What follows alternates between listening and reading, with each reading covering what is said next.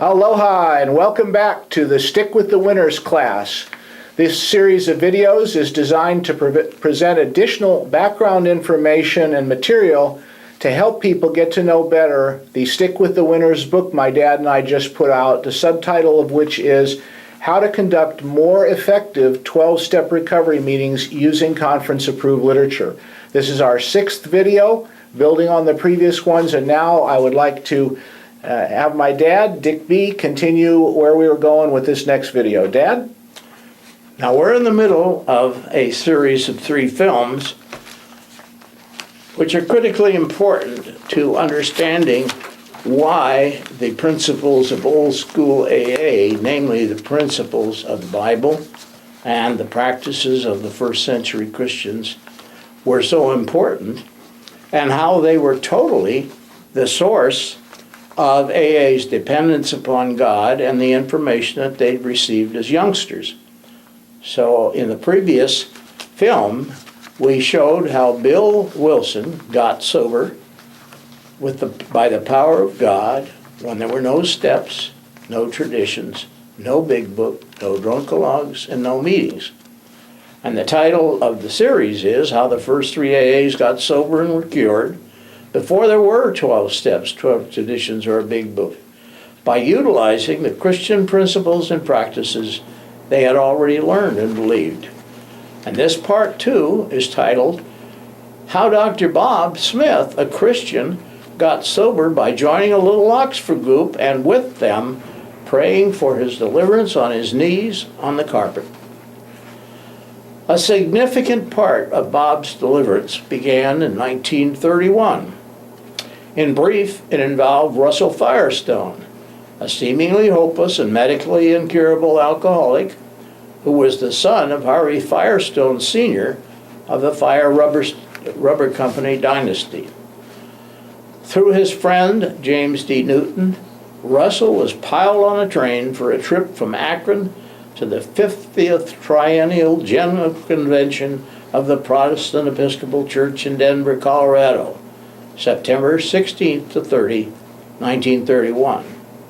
He was both drunk and well stocked with liquor. Reverend Samuel M. Shoemaker of Calvary Episcopal Church in New York was part of the group on the train. On the return trip, Shoemaker took Russell into a train compartment and led Russell to accept Jesus Christ as Lord and Savior. Russell was instantly healed of his alcoholism. On his return to Akron, his physician pronounced it miraculous. For about the next 16 months, from October 1931 through January of 33, Russell and his friend, James D. Newton, traveled widely for the Oxford group, giving their testimony in the United States and elsewhere. Then, at the request of Russell Firestone's father, Harvey Firestone Sr., Dr. Frank N. D. Buchman, a founder of a first century Christian fellowship, also known as the Oxford Group, and other Oxford Group members, held a series of meetings in Akron from January 19th to the 23rd of 1933. Reverend Walter Tunks, rector of St. Paul's Episcopal Church, was actively involved in hosting the meetings. Russell Firestone attended and spoke at several of the many Akron meetings. He and others gave testimony as to what God had done for them and as to their Oxford Group life changes through Jesus Christ. These events were heavily covered by the Akron newspapers. The newspaper coverage specifically mentioned Jesus Christ and the Bible as topics of the meetings. One of Dr. Bob's friends, Henrietta Seiberling, not only had her own problems, but was also deeply concerned over Dr. Bob's drinking problem. Henrietta persuaded 3 other women, including Dr. Bob's wife Anne, to come to the 1933 celebrated events and hear the testimonies. The ladies were so impressed with the stories that they got together with Oxford Grouper T. Henry Williams and his wife and began attending the small, weekly, Thursday night West Hill Oxford Group meeting. persuading Dr. Bob to join the group. Dr. Bob attended the Oxford group meetings regularly until Mother's Day of May 12, 1935, when he met Bill W., and Bob continued to attend the Oxford meetings for several years thereafter. During the period from January 1933 through May of 1935, and while still drinking, Bob felt it necessary to renew his familiarity with the Bible, in which he said he had had excellent training as a youngster in Vermont. He read the Bible 3 times from cover to cover. He joined a Presbyterian church. He read all kinds of Christian literature, which is still available for view at Dr. Bob's home in Akron as to one part, and at Brown University as to the other. Bob also said he read all the Oxford group literature he could get his hands on. Around the end of April 1935, Henrietta Seiberling felt guided to have a meeting for Dr. Bob and asked Oxford group members T. Henry and Clarice Williams if their home could be used for the meeting. Henrietta then gathered some Oxford group meeting members to attend. She wanted them to share things that were very costly to them to make Bob lose his pride. She warned Ann Smith about the meeting and told her, quote, "Come prepared to mean business. There's going to be no pussyfooting around." But she did not tell her that the meeting was for Dr. Bob. At this meeting, Dr. Bob shared, quote, "I'm going to tell you something which may cost my profession. I'm a secret drinker, and I can't stop." The other group members asked if he would like to pray for him. Dr. Bob said yes. So they prayed for him, and that was the beginning of the Wednesday night meetings at the Williams home. The next morning, Henrietta said a prayer for Bob and said, "God, I don't know anything about drinking, but I told Bob that I was sure that if he lived this way of life, he could quit drinking. Now I need your help, God." She said, quote, "Something said to me," I call it guidance, "it was like a voice in my head.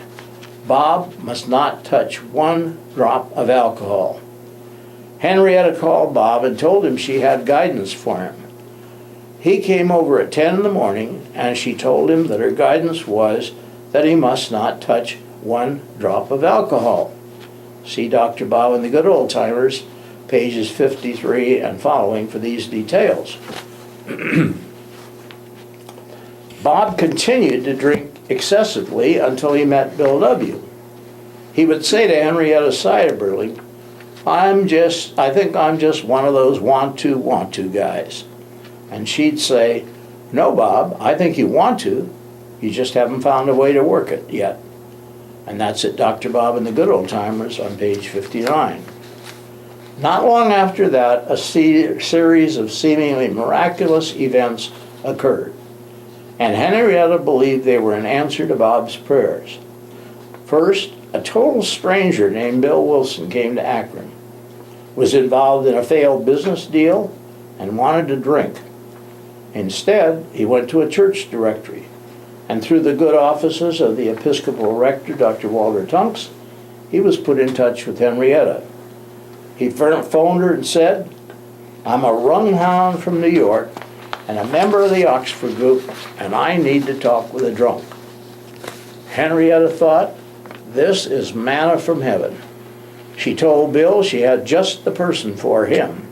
She phoned Ann Smith, and a meeting between Bob and Bill was arranged at Henrietta's home the next day.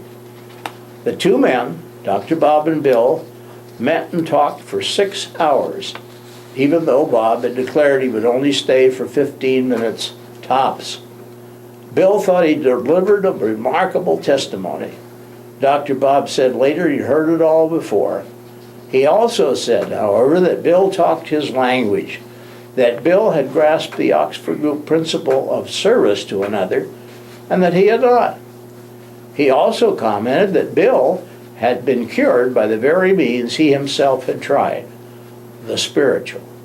The 2 men clicked. Around June 1st, 1935, Bill moved in with the Smiths.